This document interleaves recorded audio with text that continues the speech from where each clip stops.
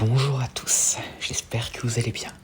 Aujourd'hui, je vais vous parler de mon avis sur Jurassic World, la théorie du chaos, qui est sortie aujourd'hui même au moment où je fais cette vidéo. Et donc, commençons. Et évidemment, spoiler. Donc, épisode 1. 6 ans après le retour des campeurs sur le continent, nous pouvons voir deux membres du DPW, qui d'ailleurs en VF est à présent nommé le DAP, rencontrent un pachyrhinosaure et essayent de le capturer. Mais bientôt, ils sont rejoints par Darius Bowman, qui réussit à calmer le pachyrhinosaure. Et après, il est révélé que l'un des 6 d'Isla Nublar est mort et que Darius traque le dinosaure qui l'a tué, un allosaure. Et puis nous voyons justement l'allosaure en question qui attaque le pachyrhinosaure avant de s'enfuir. Darius le poursuit, mais l'allosaure réussit à le semer. Et après, l'ancienne patronne de Darius le renvoie chez lui. Mais Darius décide de poursuivre l'allosaure, mais son pneu est dégonflé. Et après avoir repassé en mémoire son retour avec ses amis sur le continent, il est surpris dans la nuit par l'arrivée inattendue de Ben. Et ce dernier lui révèle que la mort du campeur, qui est donc Brooklyn, n'était pas un accident, mais qu'il avait été coordonné, mais surtout qu'ils sont traqués.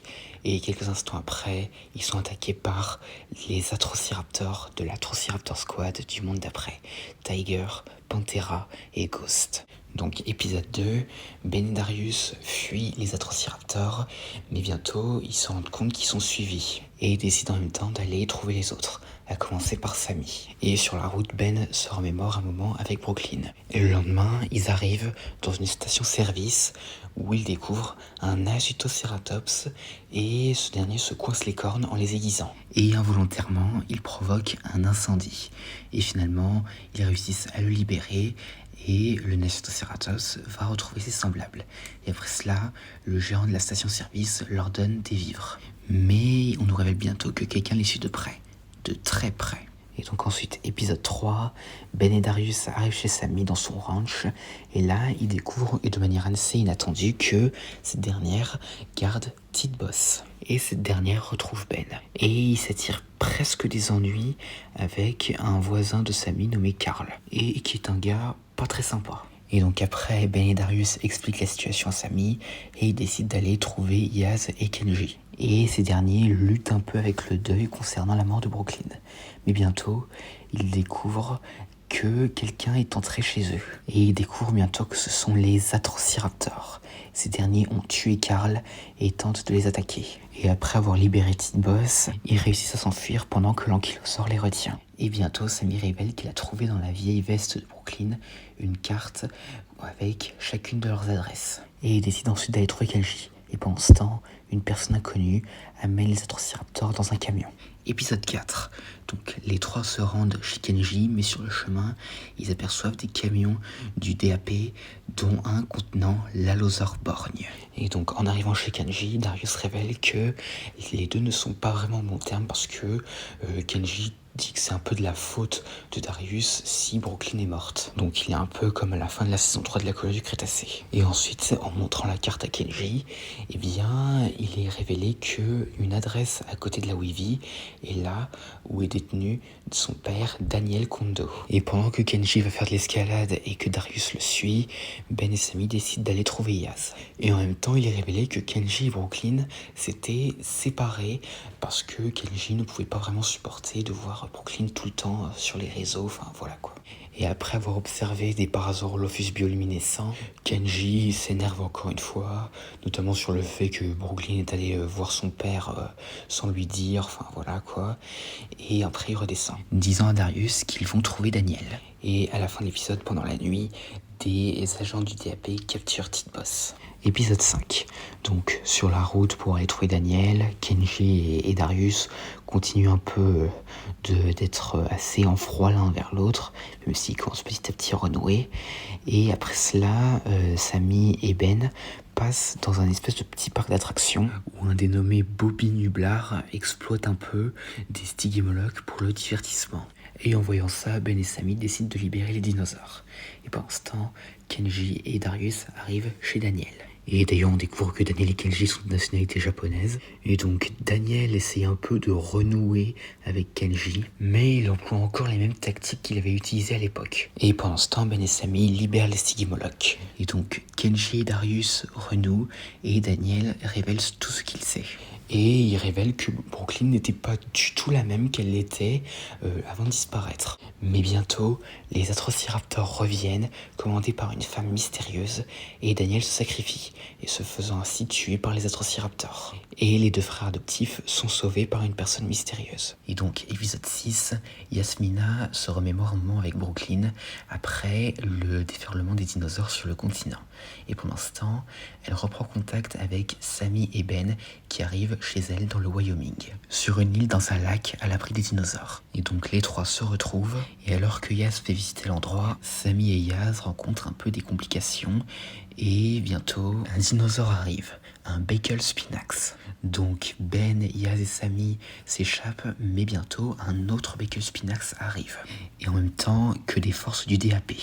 Mais alors qu'ils croyaient qu'ils venaient les sauver, ils se font pousser dans l'eau avec un des Bakel Spinax. Donc épisode 7, donc Kenji est toujours sous le choc après la mort de son père, et bientôt Darius reconnaît la personne qui les a sauvés. Car en effet, il était là quand Brooklyn est morte. Ce dernier se présente comme étant Matteo, et qui est un ancien chauffeur du DAP qui était chargé de transporter l'allosaure en question quand ce dernier s'est échappé avant d'aller attaquer Brooklyn dans les bois. Et il en a récupéré le téléphone qui remet à Darius et Kenji qui décident d'aller à l'appartement de Brooklyn. Et pendant ce temps, Ben, Sami et Yaz sont involontairement sauvés par le Bakel Spinax alors qu'ils sortent de leur van qui est en train de couler.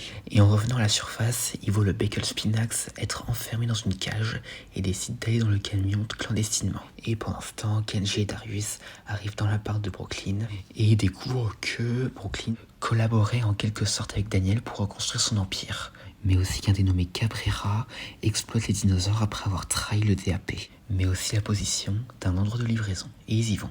Donc épisode 8, donc Darius et Kenji arrivent au point de rendez-vous, et d'ailleurs Kenji remarque que Darius semble cacher quelque chose par rapport au téléphone de Brooklyn. Et pendant ce temps, Ben, Sami et Yaz arrivent à l'endroit où sont livrés les Bakel Spinax, qui est un endroit où plusieurs dinosaures sont détenus. Et là, ils rencontrent Cabrera et lui échappent. Et pendant ce temps, Darius admet à Kenji que s'il agit bizarrement, c'est parce qu'en fait, il voulait pas qu'il voie des messages vocaux affirmant à Brooklyn, après sa mort, qu'il l'aimait en secret. Et ils découvrent en même temps la dernière vidéo de Brooklyn avant l'attaque de l'allosaure. Et après ça, ils aperçoivent la livraison d'un baryonyx et décident de suivre le camion. Et pendant ce temps, Ben, Sami et Yaz découvrent que Tite-Boss est à l'installation et tentent de la libérer. Mais bientôt, Ben est emmené avec elle dans un camion pendant que Yaz et Sami distraient les gardes. Et donc, épisode 9, avant-dernier épisode. Donc, Ben est toujours avec Tite-Boss et découvre qu'elle n'a pas l'air d'aller bien. Et pendant ce temps, ses amis se dirigent vers la même direction que lui, qui est donc dans un port, avec des dinosaures prêts à être expédiés sur un bateau. Et Ben commence un peu à stresser car il entend que Tite-Boss est malade et qu'elle pourrait mourir. Et donc les groupes se réunissent et découvrent vraiment que Cabrera a soudoyé plusieurs personnes d'expédier des dinosaures sur le marché noir, devenant ainsi des trafiquants de dinosaures. Et ils retrouvent même l'allosaure qui a tué Brooklyn. Et bientôt ils retrouvent Ben et découvrent qu'en fait Tite-Boss n'est pas malade, mais qu'elle attendait un œuf. Et bientôt Cabrera arrive, et donc épisode 10 et dernier épisode de la saison.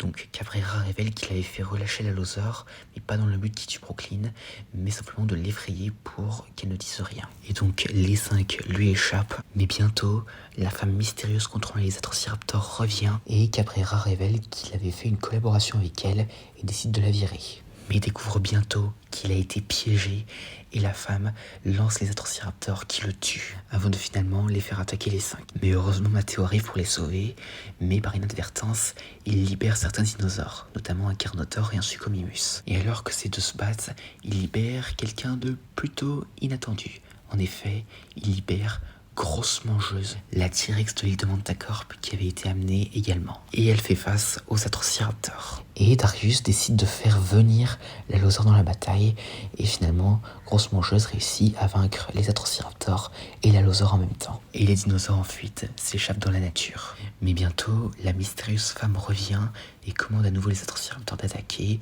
mais en voyant qu'ils sont épuisés et que les renforts arrivent, elle abandonne. Et ensuite Darius décide d'aller sur le navire pour tenter de trouver pour qui travaille cette mystérieuse femme. Et les autres décident de le suivre. Et pendant ce temps, Matteo va s'occuper de Petite Boss. Et alors que l'épisode se termine, nous voyons Ronnie, l'ancienne patronne de Darius, appeler à quelqu'un qui n'est autre que Brooklyn, qui a survécu et a seulement perdu un bras face à la Loser. Et c'est la fin de cette première saison. Alors qu'est-ce que j'en ai pensé ? Alors en vrai, je trouve que c'est un plutôt bon démarrage pour cette nouvelle série.